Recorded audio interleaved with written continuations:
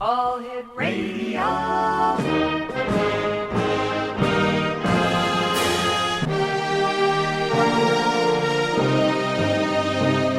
Welcome to the X Zone, a place where fact is fiction and fiction is reality. Now, here's your host, Rob McConnell.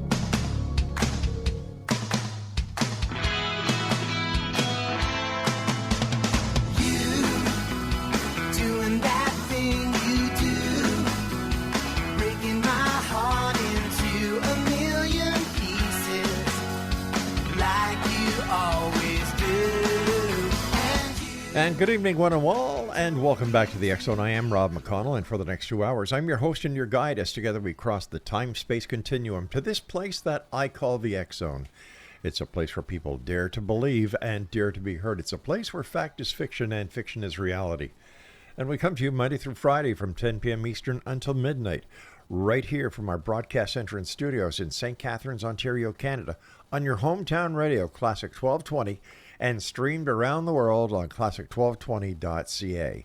Now, if you'd like to send me an email, maybe you've got a guest that you'd like us to bring on, maybe you'd like to contact one of our past guests, or maybe you'd just like to say hi and let us know where you're listening to and where you live. Email address is very simple, xzone@classic1220.ca. X-Zone Nation, my first guest tonight is Vicki Joy Anderson.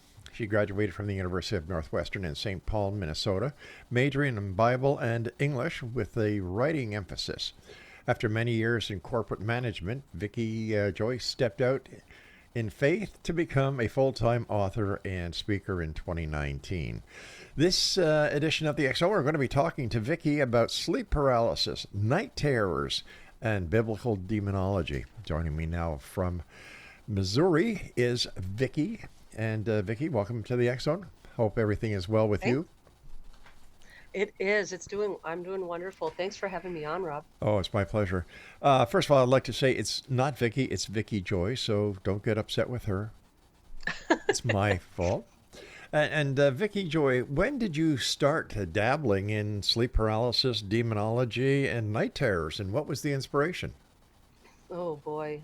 The inspiration was pretty much, it came to me, right? So I've been having sleep paralysis ever since before I can remember, literally. I have the first recollection I was around 4 years old, but there's other things that were kind of going on that makes me believe that it was happening before that. My brother had night terrors, and night terrors and sleep paralysis are a little bit different. They're not quite the same thing, though some people use the terms synonymously. And by way of when did I actually get interested in like the biblical demonology aspects of it and whatever, I would actually say in college is where I kind of learned to do research. And being an English major and a writer, I always kind of loved being in the library and the research and all of that. But it really was about 11 years ago that I decided I want to research sleep paralysis. It's been happening to me my whole life, but I don't really know what it is or why is it coming to me and why does it come to some people and not other people. So it just became very interesting to me, and I wanted to get to the bottom of it. A lot of this stuff on the internet is not satisfying if you're really trying to figure it out. So I put on my Sherlock Holmes hat and got my pipe and figured out some things and threw together a book that L.A. Marzulli so graciously published for me. What is the difference between sleep paralysis and night terrors? Yeah, so they're a little bit different. Now, typically, and obviously there's always outliers, there's always things that fall outside of the norm, but typically night terrors is something that is predominantly only experienced by young children, like very young children. Sleep paralysis can happen in youth, but it kind of happens all throughout different stages of life. It's really popular in puberty and adults as well. A large majority of the people who contact me and really want to talk about their experiences, believe it or not, are tend to be in their 60s and their 70s. And so it's been happening for many, many, many millennia, I believe. So some of the main differences between night terrors and sleep paralysis is just as it sounds. A person typically cannot move. They can't cry out. They can't rouse themselves. It's the kind of thing where you could be in the same room with someone having sleep paralysis and not even wake up and not even know. And the person might wake up the next day and have a memory of it, but they Hmm. might not. With night terrors, it's a very, very violent sort of an episode. The child is typically screaming bloody murder, making all sorts of noise, and they typically can't be roused. It's very hard to wake them up. Sleepwalking often accompanies it, unlike sleep paralysis, where you're anchored to the bed. Many people with night terrors will sleepwalk. And unlike sleep paralysis, a lot of people with sleep paralysis, they can give you a pretty good uh, scene of the crime story the next day. They can tell you what it felt like, what they saw, what they smelled, what was going on, what dreams they were having.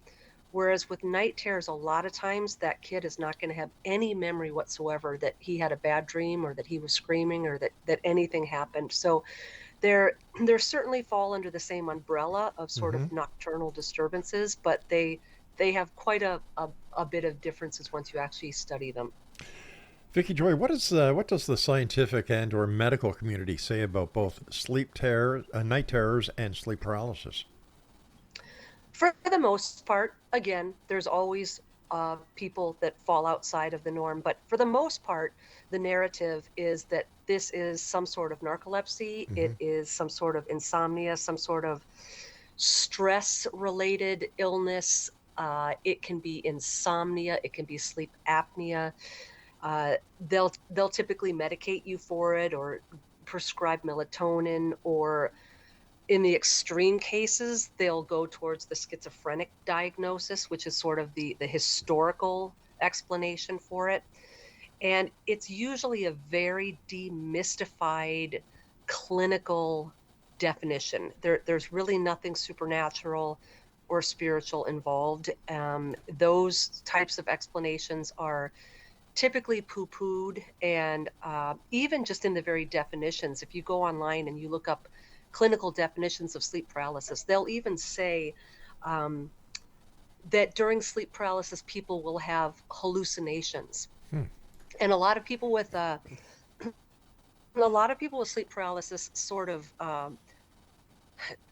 they're not really fond of that word hallucination, because if you're a word nerd, if you're really going according to the dictionary definition of hallucination, hallucination is believing that you're seeing something that's not really there. So it's sort of a really nice clinical way of calling someone delusional or crazy. So a lot of people with sleep paralysis bristle at that word hallucination, because it's kind of to them like they're being gaslit. Like, oh, you don't believe that thing was there? Oh, it was Yeah. there. So it's the scientists, the scientific, the medical, the clinical definitions typically are a very demystified clinical physiological explanation, and they don't really have any sort of room for any stories of vampire lore or demons or spirits or shadow men. It's funny because the another typical name for sleep paralysis is the old hag syndrome. Yes, Yeah. correct. Correct. Yeah, in fact, I believe that is somewhat originated in my research. That somewhat originated in Canada. That was kind of a Canadian term, and it does go back into history as well. I have a few pages in the beginning of my book where I outline all of the different cultural interpretations of sleep paralysis, and it's fascinating how, depending on your culture Hmm. and your worldview and the history of your language, etc., they have different interpretations of this, and they call the entities different things. And sleep paralysis is a fairly new term. I think it came into the vernacular somewhere in the early 2000s, but some countries just have fascinating explanations.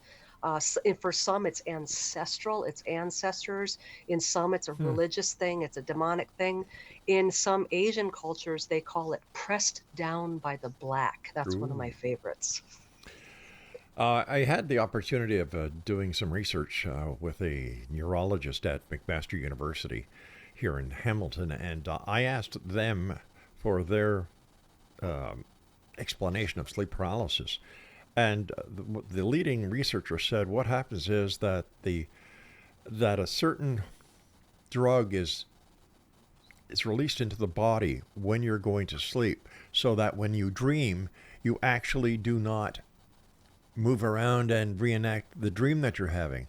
And then he said, Correct. as the dream wears off, the chemical usually beats the person to consciousness.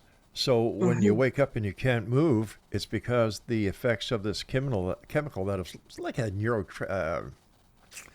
tranquilizer.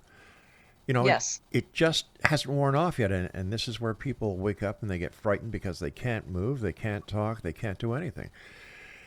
So, you know, I can kind of understand that with going back in time where this might have some demonic correlation. But now we're hearing a lot about sleep paralysis and alien abductions as well as the demonology aspects of it. So how do we explain that? Yeah. So, just to verify and back up what your friend was saying, that's absolutely true. Physiologically, during certain sleep stages, for our own protection, we do go into paralytic states. And the phrase sleep paralysis really isn't a good phrase because everyone is in sleep paralysis numerous times Right. during the Yeah. night. Or else we'd be wet in the bed and we'd be sleepwalking and we'd be kicking people and stuff like that, right? So here's what's really interesting about the UFO phenomenon. Yeah. Now, if you had asked me this 15 years ago, I would have said, like, no, no, no, there's no correlation between the two. But I would have been spitting out what I had learned because back in the day, ufologists did not take any of this sleep paralysis stuff seriously at all, which is ironic because tons of people who have sleep paralysis don't have abduction stories, Right. but almost everyone with an abductee experience has Mhm. sleep paralysis, almost without exception. But here are the similarities. They're both abduction experiences, and we're just coming to understand the relation between sleep paralysis and astral encounters, where you're being pulled out of the body. It's like an out of body experience. And a lot of these dreams or the parts of the encounter that turn into visualizing entities, et cetera,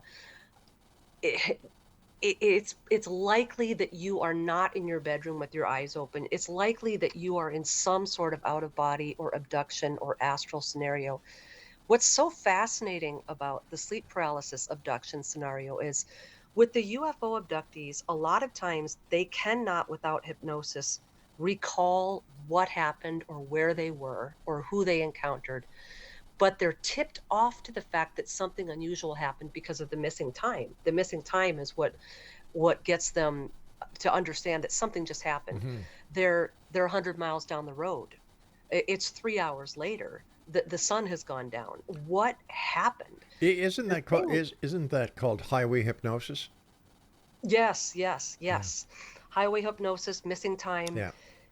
What's interesting is this same thing is happening in sleep paralysis, but what's so diabolical about it is when we go to bed, I'd like to say 8 hours later we get up, but good luck. How many people get 8 glorious hours of sleep anymore? I But wish. regardless, if you're down for the count 5, 6, 7, 8 hours, when you wake up and your alarm goes off Hmm. and all of this time has passed, you're not thinking anything about that. That's not unusual. You're not wondering where you were. Vicky, Anything I you hate to do this to you, my friend, but you and I Oh, have sure. to take a commercial break. Please stand by. Exonation. Vicki Joy Anderson is my very special guest, and the name of her book is "They Only Come Out at Night." And Vicki and I will be back on the other side of the short break. And if you'd like to visit our website, VickiJoyAnderson.com.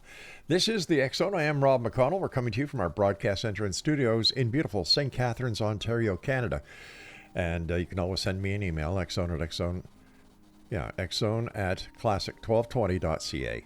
And you're listening to us on your hometown radio, Classic 1220, and streamed around the world at classic1220.ca. Don't go away.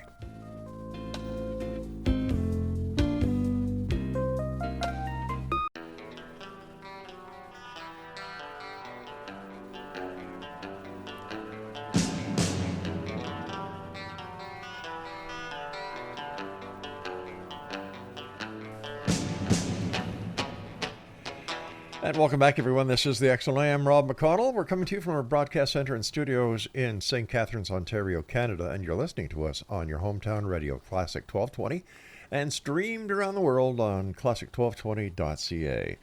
And I would just like to say that to all of you who are kind enough to send me in recipes, both traditional, New Age, every other kind of recipe that you could think of, because I was suffering from the flu for the last couple of days. Man, some of you are really whacked out there. I've got to tell you something. I'm going to write a recipe book for some of these recipes that you guys sent me. And the funny part is they really think they work. So I'm going to just stick to good old Buckley's, even though it tastes like hell. It seems to be doing the trick. But from my heart to you guys, thank you so much. And I agree with I think 13 or 14 people said that a shot of Jack Daniels before the show, during the show, and after the show would work. But I don't think the networks would like that, so I'll wait till I get home to do that. Vicki Joy Anderson is my very special guest. She's got a book out called They Only Come Out at Night, just like my grandmother's teeth, by the way. They Only Come Out at Night, and it's published by a good friend of ours, Ellie Marzulli. And if you'd like to find out more about Vicki Joy Anderson, visit her website at vickijoyanderson.com. Okay, so we were talking about, let me see, the old hag syndrome. We were talking about highway hypnosis, missing time. Yes. But I have to ask you about hypnosis. There's two schools of thought. There's the thought that hypnosis is not valid because the majority of the time the people who are directing the hypnosis session are underqualified. And I've seen this happen. You know, people go online, they take an internet course on being doing regressive hypnosis. And then you've got the professionals who take a totally different stand on it, on how it's done. And a research survey was done, I believe, at Harvard, where they used qualified hypnotists who were also psychiatrists who use hypnosis in their daily practice as medical professionals, and some of these homegrown hypnotists, and they both did past life regression on the subjects. The homegrown hypnosis sessions showed a alien abduction scenario, whereas the professional didn't. How do we compensate for this? How do we try to explain this to people who really believe that they've had an experience, but research like this is keeping them in the closet? Yeah. I'm personally really leery of the hypnosis, Rob, and maybe some of that was my upbringing. The typical textbook answer in evangelical Christianity is like stay away from it, right? But Yeah.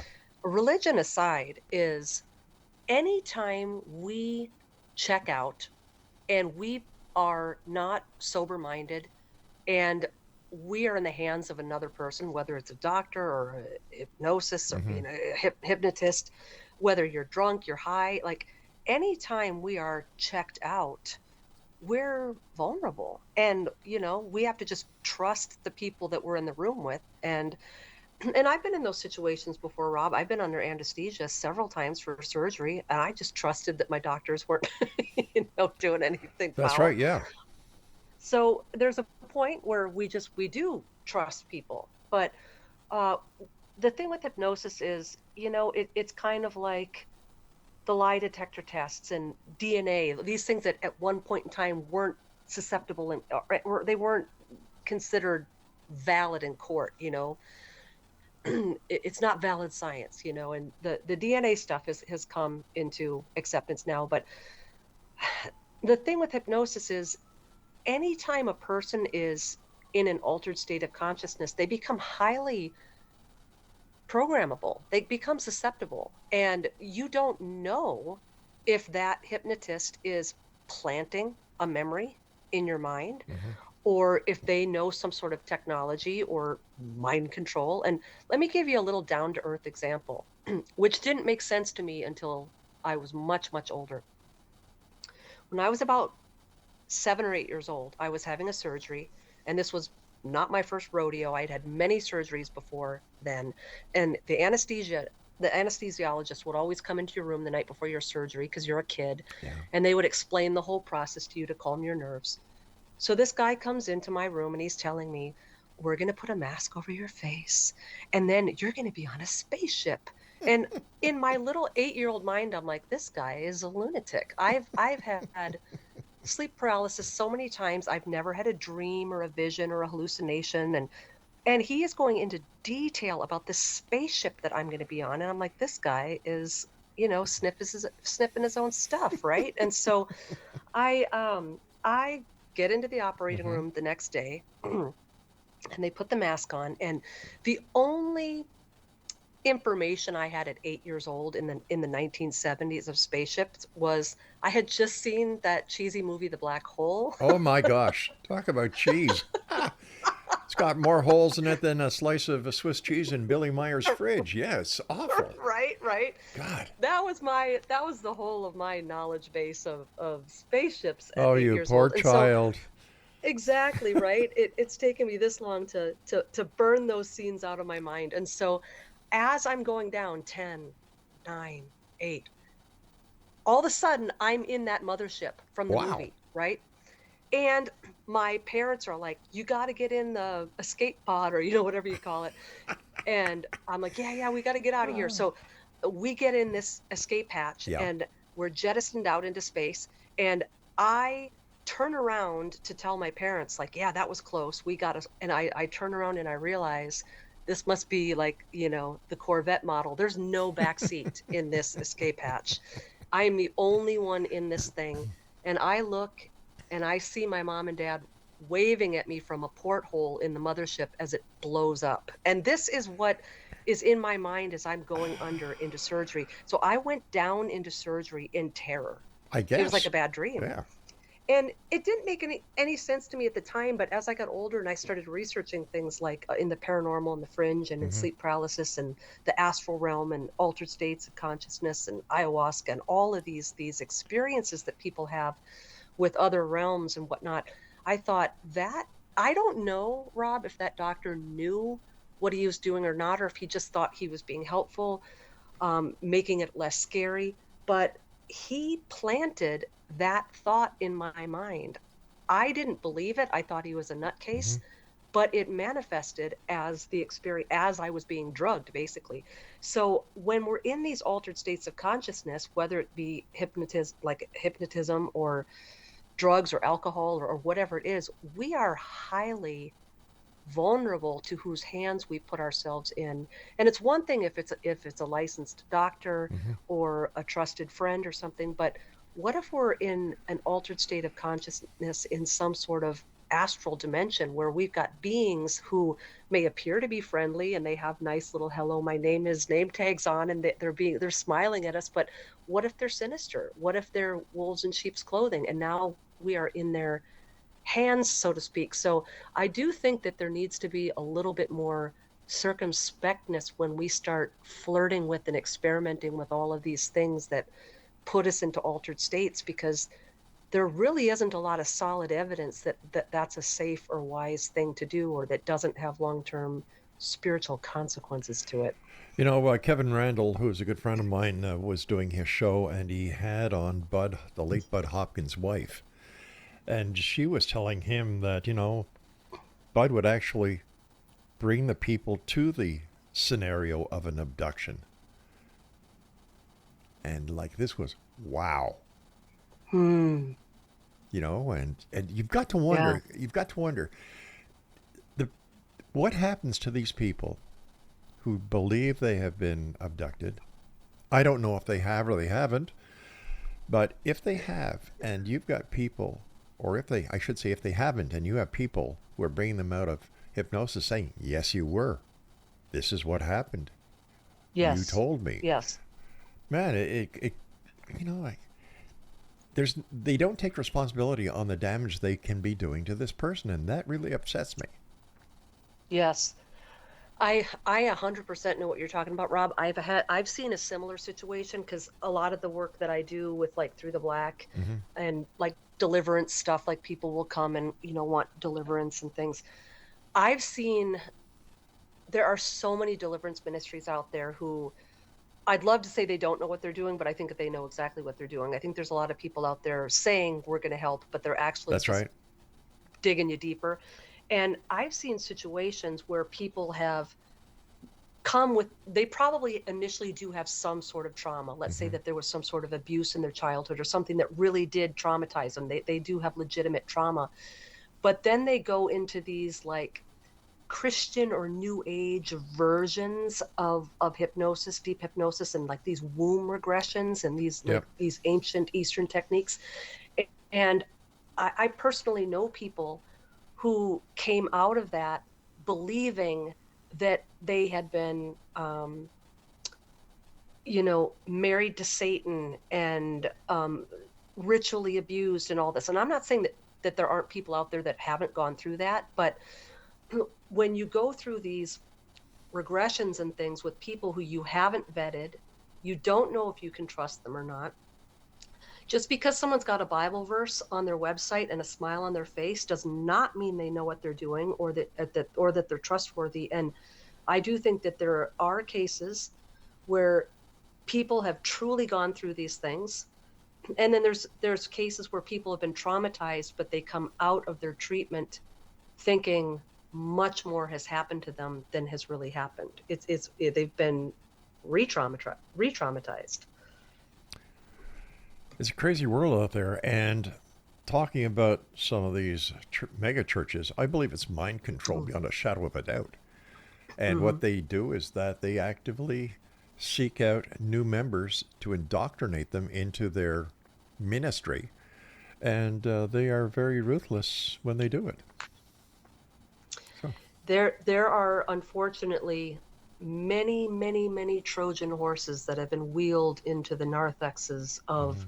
American churches, and some witting, some unwitting. There is a lot of downright occultic practices and belief systems that have been retooled and given biblical names and words to them. So people think that they're doing these really spiritual, Holy Spirit things.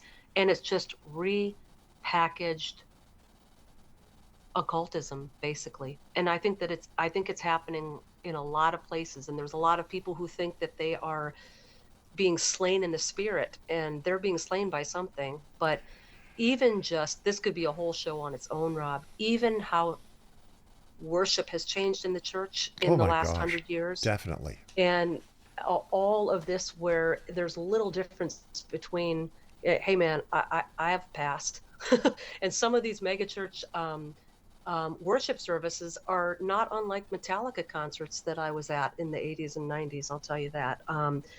They have the same effect on you, the same dopamine release, the same euphoria. And you can sit through an entire worship set and not have one thought toward God. That's right. Uh, And it's very magical. isn't that called the crowd mentality? Oh, yes, All right, stand yes. by. We've got to take our break at the bottom of the hour. Great talking to you. Thanks for coming on the show tonight. Exonation, our guest this hour is Vicki Joy Anderson. Her website is vickijoyanderson.com. The name of her book is They Only Come Out at Night. And we'll be back on the other side of this break as the X Zone continues with yours truly, Rob McConnell, from our broadcast center and studios in St. Catharines, Ontario, Canada, right here on your hometown radio, Classic 1220, and streamed worldwide on classic1220.ca.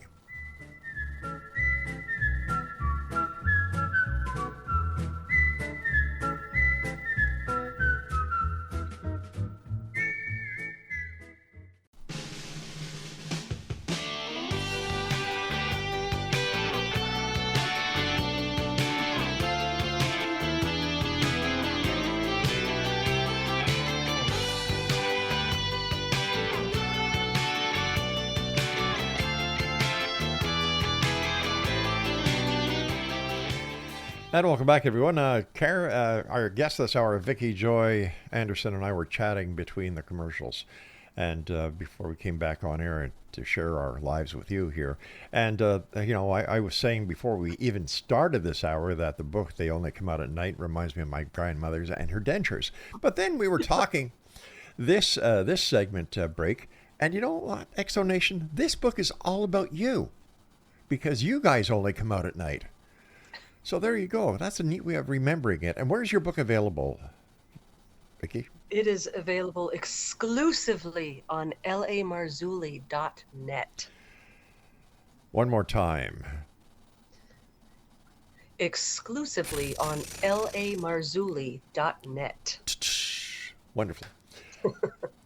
Okay, so where were we before we left off for this break? You were telling me something, and I had to do a nasty thing and call a break because We were yeah. talking about the rather hypnotic mind control aspects of some of modern, or should I say postmodern, evangelical Yeah. megachurches. And we Yeah. something else that we found out during an investigation that was conducted by an undercover group in the United States is that during the services, these mega churches pump in pure oxygen. Really? Really. The oxygen levels spike to give that euphoric feeling, that crowd mentality, and away you go. I thought that was interesting. Yeah, chasing the dopamine instead of the Holy Spirit, huh? Well, some people will argue with you that there's no difference. Well, I know. I know that. I know. But I was just saying that. Yeah. I know you're right. And the thing is, is there no difference, or there's no difference in our experience because we've never tapped into the real thing. There you go. Perception. Right. Yeah. So how do we relate the sleep paralysis to demonology? Because we've done the actual science and research behind it. We've talked about the alien abduction scenario. Yes. But let's take it one step further since we started talking about the Bible and theology. Where does it play in the realm of demonology, and how does a person get to that point when they're asleep to make the claims that, they saw shadow people or that they actually had an encounter with a demonic entity as well as Lucifer, the devil itself? Right. Yeah. It's really fascinating to me. When I first started researching this back when the internet was kind of in its infancy stages, this was pre-Google. So unless you really knew how to find a site, you really had trouble finding a site. And so it was mostly message boards. And I was so fascinated because this was the first time I really realized other people had experienced this. It wasn't just me.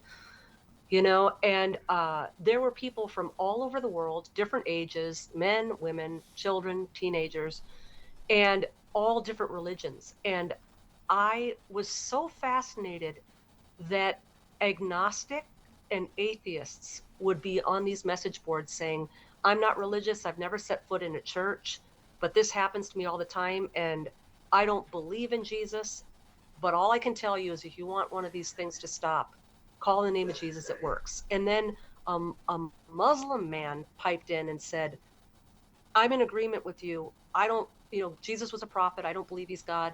But when I call on his name, these things stop. So you've got this belief out there. Mm-hmm. And a lot of people have now sort of stumbled upon this, that, hey, if my magic word, my abracadabra is if I say Jesus, it'll stop. Now, that does happen a lot, Rob, but it doesn't always happen. It's not this fail-safe thing. Now, probably a lot of people would assume, like, okay, she went to a Bible college and she studied biblical demonology, so she's going to say this is all demonic. And I think I might surprise a few people. I don't think that it's all demonic. I think some of it is physiological. Our bodies go into paralytic modes. It's part of the way that we were built. It's for our protection. There's nothing spooky, supernatural, or demonic about the fact that sometimes we wake up and we can't move. In fact, many of us, myself included, have had sleep paralysis with nothing scary attached to it. You're going down for a nap and you can kind of hear the birds outside and you're in this altered state and it feels really good. There's nothing spooky about it. Now, by way of some of these things that people see manifested in their bedroom, or the people that see the paranormal activity in their house and the shadow people and the ghost that looks like grandma and all that stuff, you know what? You can say demon if you want. The theological definition of a demon, a lot of people get it wrong, even within the church. People think that anything evil, anything ugly, anything mean or nefarious, any fallen angel, anything that just doesn't like God, that's from the spirit realm, is a demon. And it's really, it's more complicated than that. If you want to get into the Dead Sea Scrolls and the rabbinical literature and the historical record, the demon are the disembodied spirits of the Nephilim.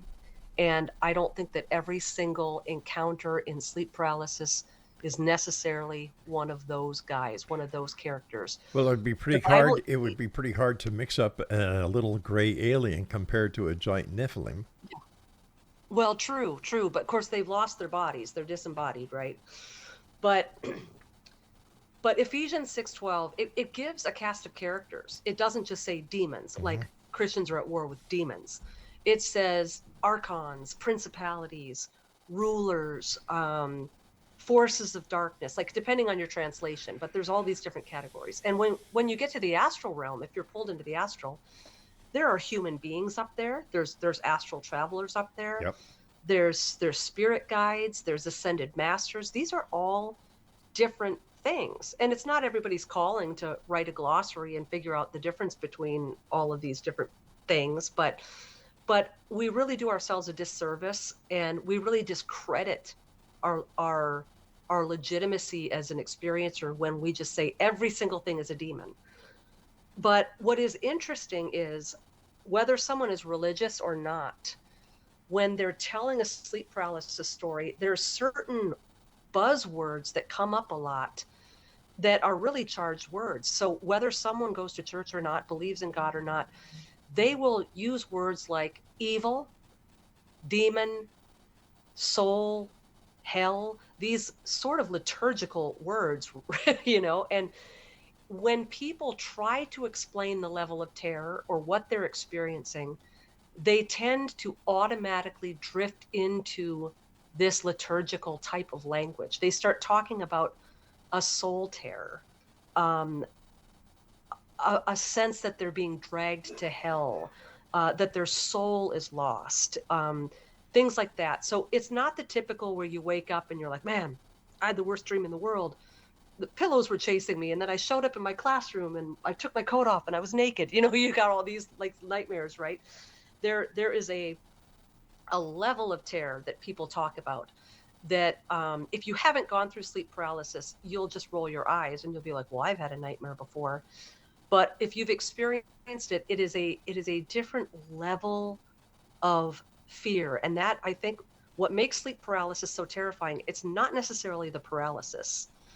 And it's not necessarily the fact that people say that they can't breathe or they feel like they're being choked.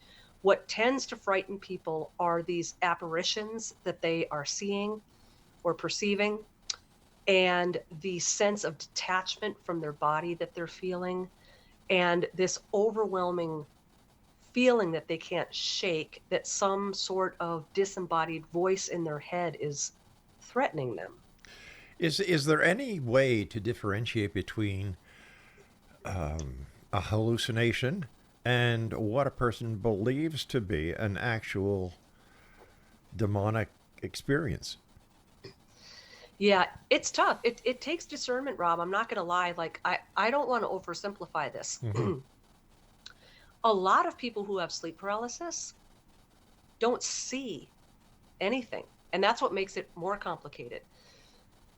Some people, they'll see the shadow man, they'll see the red glowing eyes, they'll see the alien gray. But the average person, they wake up paralyzed, they're in total darkness, they're disoriented, they feel something ominous in the room. Kind of like, when the ghost hunters go into houses and they feel cold spots or Yeah. they feel a sudden tear. It's all gut, primal instincts. And so you can't even say that some of these people are hallucinating because they're not seeing anything. It's this sixth sense that is perceiving something. But another thing that complicates it, Rob, is there are a lot of people that have sleep paralysis when they're engaged in some other activity that's altering their mind. So how do you know it wasn't the ayahuasca or the the marijuana Right. or the 3 shots of Jack Daniels that you had on your show to get over the flu. That was 5. That they suggested 5. Oh, wow. Okay. Yeah. So, whenever I see these shows on TV, these paranormal shows where people are telling their stories about the Amityville Horror House Yeah. and, all this kind of stuff, you know, because of the way it's edited and the way it's presented, this is what I have found. A lot of people who go through paranormal experiences, they're only going to tell you part of the story. Because if they told you all of it, you'd think they were crazy. Because there's parts that don't make sense to them. There's parts that they're maybe embarrassed about. A lot of these things can have really sexual components that they might not want to talk about. They could be embarrassed by that, or they don't want their spouse to find that out, or it could involve like a same-sex kind of an energy, and they don't want to tell people that. So one thing that I've found is anybody that's telling you their paranormal story is only telling you a fraction of it. And so whenever I see these stories, like my house was haunted and this happened and that happened, the questions I always have in the back of my mind is, well, yeah, but was there anything that you did to open doors? Are you dabbling in the occult? Have you been playing with the Ouija board? Did you conjure any of these things? Were you sober at the time? And it's all these unanswered questions, like sometimes things that seem like really supernatural. If you came at it from a very journalistic, objective, take on it, where you're asking all the right questions, it might be just demystified very quickly. And especially now where everyone is clamoring for their 15 minutes of fame, and it is so popular now to be talking about Nephilim and Bigfoot, and this stuff is now very in vogue, and so everyone wants to get their likes and their 15 minutes of fame. And so there's a lot of people out there that are going to embellish or make things up. But what do we do then about the people? How do we help the people that really have had some sort of traumatizing experience when they're getting lost in the fray of all the posers and the people who are just doing it for attention? How do we get to the actual people who really do need the help? They do need someone rooting for them and helping them. All right, stand by. We've got to take our final break for this hour. In Dexo Nation, I'd like to make one thing clear. The recipe came in for the Jack Daniels. I did not do it. I did not do it. When I got home, that was a different story. Yeah. Gotta love your job to do it right. I don't know. Our guest this hour is Vicki Joy Anderson. Her website is vickijoyanderson.com, and she's the author of They Only Come Out at Night. And her website, once again, is vickijoyanderson.com. You're listening to The X Zone with yours truly, Rob McConnell, from our broadcast center and studios in St. Catharines, Ontario, Canada. Right here on your hometown radio, Classic 1220, and streamed around the world on classic1220.ca. Don't go away.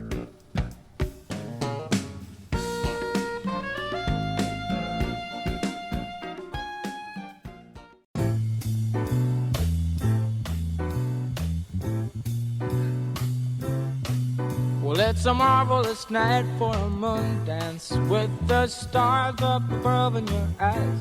A fantabulous night to make romance 'neath the cover of October skies. You know the leaves on. Welcome back, everyone. Vicki Joy Anderson is my special guest. vickijoyanderson.com is her website. She's the author of They Only Come Out at Night, and it's only available on L.A. Marzulli's website, which is L.A. Marzulli. That's LAMARZULLI.net. First of all, thank you so much for joining us tonight, Vicki Joy. It's been a great pleasure talking to you. So how do we wrap up this entire sleep paralysis, night terrors, biblical demonology? How do we do it and still sound sane? That's pretty tough to do, let me tell you. But I believe that as we're entering an even deeper level of disclosure, we were already in levels of disclosure 4 years ago, 3 years ago, but now with everything, with the Bayside Mall and octopus looking, jellyfish photo, like social media is going rampant now with the Nephilim and the aliens and the Anunnaki and the jellyfish and the creatures hanging out in malls and all this, right? And so as we become desensitized, and as you know, when I think about my parents' generation where they saw, like, you know, my grandparents who listened to War of the Worlds on the radio and were jumping off of bridges, and then you get into like my parents' generation where all the alien invasion movies where they were coming and decimating everyone on the planet. And then in the 80s it kind of started to change, and you know, you've got Short Circuit and you've got the robots and no disassemble, and we're crying and we're rooting for the robots and Terminator and all this stuff. And so we are now in an era where we're completely desensitized to these things. You know, if a UFO landed on the White House lawn, we'd all be getting in our cars, driving there with our webcams to go viral with it, right? There'd be no sense of like fear associated with it anymore, I don't think. We're so desensitized to it. So the more that's disclosed and the more comfortable we will get with this stuff, the less crazy it's going to sound. And the less crazy it's going to sound, the more comfortable people are going to get disclosing their own personal stories. And, you know, if you go all the way back to that, was it the 50s when Barney Hill, what was it, Barney and Betty Hill? They were kind of like the first big UFO experiencer stories that came out. And their lives were basically altered, if not altogether ruined after their story came out. They were gaslit. They lost all their credibility. You know, Barney was a smart dude. He had like 150 IQ and just completely discredited after that. And we don't live in that era anymore. And we live kind of in a Me Too, believe the victim. Gaslight's a big bad word now. You don't gaslight people. That's a crime. You gotta listen to people and empathize with them. And so I think more and more and more people are going to come out of the woodwork, and they're going to be telling stories even crazier than the ones that we've heard. Sleep paralysis is going to make people yawn with boredom when people start disclosing the things that they've seen or experienced, or the things that they think they've seen or experienced. And so I think we got to buckle our seatbelts, really. If you think we're crazy now, I think it's only going to get crazier. So, you know, there's really 2 or 3 different groups of people when it comes to this topic. There's the people that don't believe in it at all. There's the people that have experienced it and think it's wonderful. And then there's the people that experience it and want to get rid of it. So you've got the people who they're up in the astral, they're exploring it, it's part of their spiritual worldview, they're pursuing it, they're going to deeper levels of it. They're not seeing any danger in it whatsoever. And the audience that I wrote my book for are the people where this is happening to them, and to their knowledge, they're not wittingly inviting it. And they want to know, why is this happening to me? How do I get rid of it? So that's really the audience that my book is addressing. Well, that's a good question. How do they get rid of it? Well, it kind of depends. There's not a cookie cutter formula, because for some people, they invited it. Mm-hmm. Some people, they didn't. For some people, the invitation came before them. It was an ancestral thing. It's a bloodline thing. It could be the home that they moved into thing, you know, that kind of a thing. But for other people, it can be brought on by extreme trauma in life. You know, and that's one of the things I always tell people, that I really wish more pastors and youth group leaders and Christian counselors would get up to speed with this topic. Because when you go into a church setting for help with this, unfortunately, because it's not like there's a class on this in a seminary, and so it kind of spooks the average Christian, since the supernatural has been completely stripped out of the Bible these days. And so what ends up happening is these pastors are ill-equipped, and usually the route that they go to, and there's some guys out there that are educated on this, but usually what it comes down to is, what did you do to open this door? What did you do to invite this into your life. You must be doing something really gross or evil or sinful. You've got to be messing with the Ouija board or cheating on your spouse, or you've got a porn addiction, or what did you do to draw this energy to yourself? And it's a fair question, but it's really not a fair question if it's the only one you're going to ask, if that's the end of your counseling session. And then you've got these people who are already embarrassed, already traumatized, already fearful that they're mentally ill or crazy, and now they're confessing all of their sins to their pastor, perhaps needlessly. And then at the end of the day, they go home and they haven't really been helped or given any practical advice anyway. And that's really where I found that there was probably a need for this. I think there are ways to try to find the source of what's happening. If you don't want this to happen to you, there are ways to travel to the source of this, figure out what originally opened this door. What do I need to do to close this door? And I can attest to the fact that you absolutely can get rid of this. You can take authority over these things.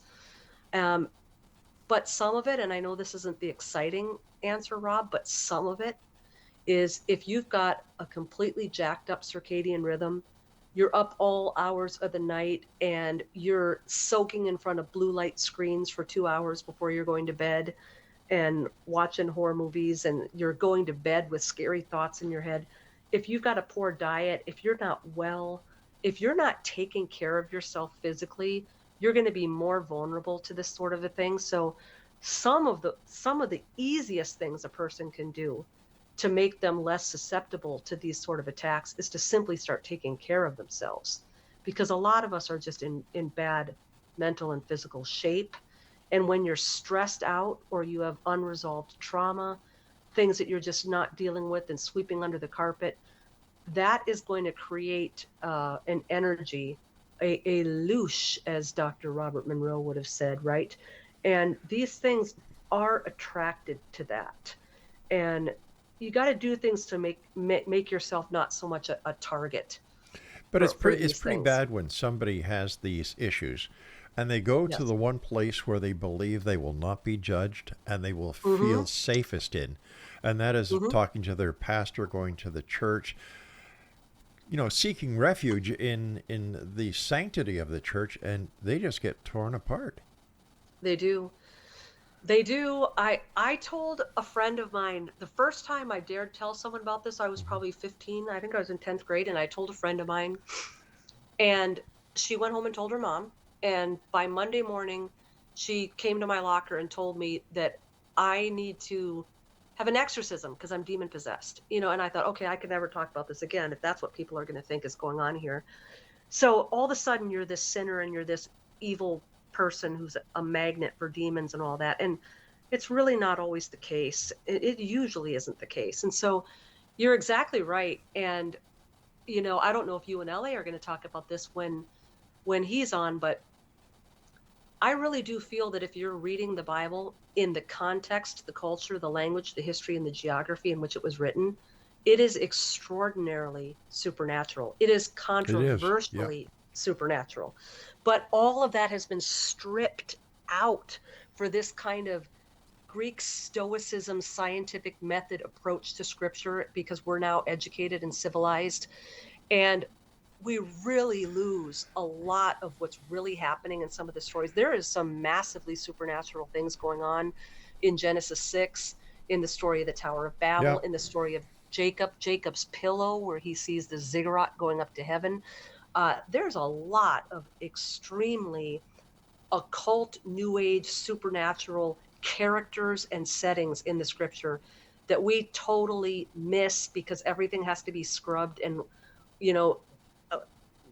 don't even talk about the NIV or the ESV or the KJV. Like every Bible out there now is the Leave It to Beaver version. And we just really lose a lot of what's really going on in there.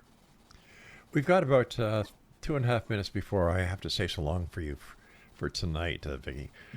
But what are your final thoughts for the Exo Nation? What message would you like to give them tonight? I just want anyone out there to know, if you are experiencing nocturnal harassment Throw away all the stupid little socially engineered buzzwords that they've created for us, like night terrors and sleep paralysis and all this stuff. If you are being harassed in your sleep, you wake up after 9 hours of sleep exhausted. You're being harassed in your dreams by recurring memories or people in your past who have wounded you or rejected you, who are showing up and mocking you in your dreams. If you're tired, if you are in this scenario, you do not have to put up with this. There are people out there who will believe you and who will walk alongside you, who will help you. Rob, I'm not all about selling books. No one but Stephen King is going to get rich selling books. You know what I mean? People can go on my website under the media tab. There are hundreds of podcasts on there right now that you can listen to for free. And you can hear me talk ad nauseum about this topic and all different sorts of aspects of it. You don't have to spend a dime to get help. You can email me on my website. You can go on my Instagram page and you can DM me. I will talk to you. I will get you started. We can get a plan in place. You don't have to feel alone. You don't have to feel crazy. You don't have to feel mentally ill. You don't have to medicate yourself. There are paths to healing and deliverance for this, and it doesn't require a whole bunch of spooky organizations. Anytime someone makes you pay to deliver you, their heart is not in the right place. Steer away from it. If there's a massive thing online, a huge name of someone doing these deliverances, just steer away from the big, huge corporate things and come to someone who's just willing to come alongside of you and be your friend and believe you and empathize with you and walk you through this. Vicki Joe, you and I have to say so long for tonight, but before we do go, if you want anything delivered at no charge, just use Amazon Prime. They do that. They're really cool about that. But last looking, they've never delivered an exorcist. Speaking about that, do you know what happens if you don't pay the exorcist? No, what? You get repossessed. Take care of yourself, Vicki Joe. Enjoying really nice talking to you. Take care of yourself. And X-Zone Nation, I'll be back on the other side of this break as we continue here in the X-Zone with yours truly, Rob McConnell, from our broadcast center and studios in St. Catharines, Ontario, Canada, on your hometown radio, Classic 1220, and streamed around the world on classic1220.ca. For more information about our guest this hour, Vicki Joy Anderson, visit our website, vickijoyanderson.com. Don't go away. We'll be back shortly.